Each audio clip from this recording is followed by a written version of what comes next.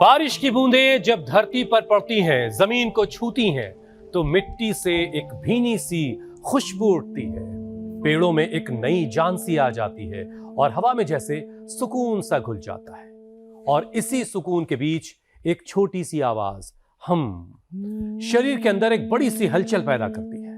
जी हां, कुछ सेकंड की हमिंग सेहत के लिहाज से बड़े काम की है। बिल्कुल ठीक कहा आपने हुसैन, क्योंकि हमिंग से नाक के रास्ते नाइट्रिक ऑक्साइड का लेवल तेजी से बढ़ता है।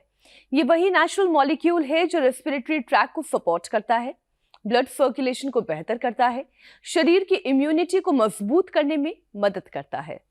मतलब ये हुआ कि कुदरत के करीब बैठकर गहरी सांस और हमिंग जैसी ब्रीदिंग एक्सरसाइज ऑक्सीजन के फ्लो को बेहतर करने का आसान सा तरीका है।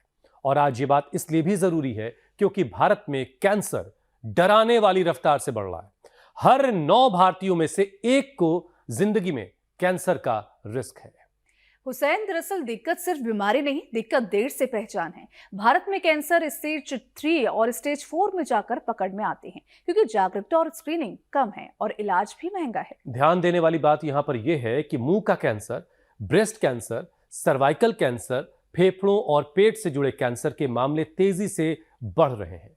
तंबाकू, अल्कोहल, पोल्यूशन, मोटापा, गलत खान पान, कम फिजिकल एक्टिविटी और इन्फेक्शन, ये सब रिस्क को और बढ़ा रहे हैं।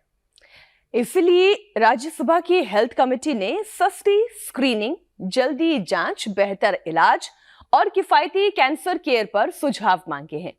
वैसे भी कैंसर से लड़ाई अस्पताल में शुरू नहीं होती है, वो शुरू होती है अवेयरनेस से, रेगुलर स्क्रीनिंग से और रोज की अच्छी आदतों से।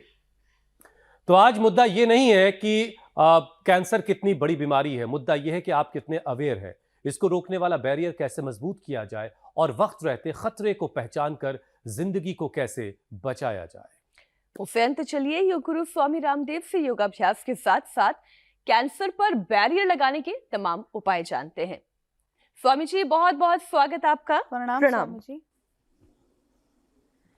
बहुत बहुत प्रणाम मेरी बहन मीनाक्षी जी, हमारे भाई हुसैन जी। और देखो, शीर्षासन ये आसनों का राजा है और हमारी संस्कृति में योग को, यज्ञ को, शीर्षासन को, धर्म को, अध्यात्म को, सत्य को, प्रेम को, करुणा को, पुरुषार्थ को सबसे ऊपर रखा है, शीर्ष पर रखा है।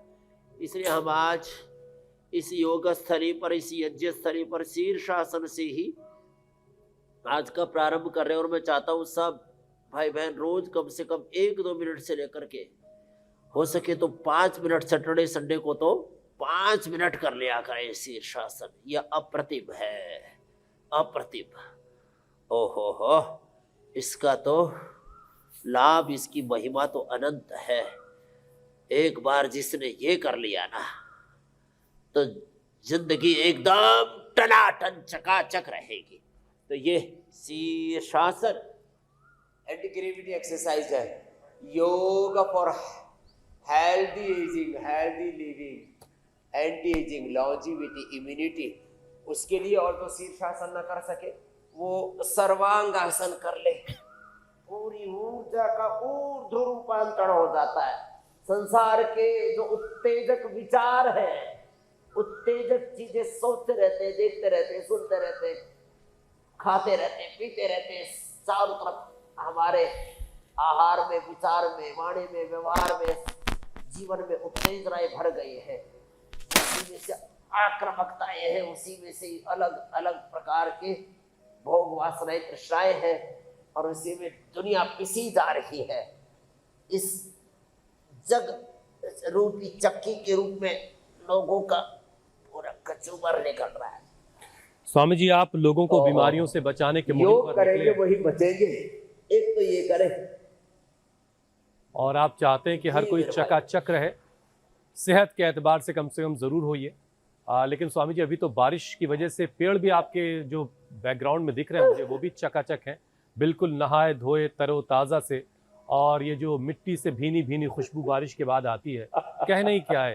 एक अलग सा ही सुकून है आज के इस वक्त के मौसम में।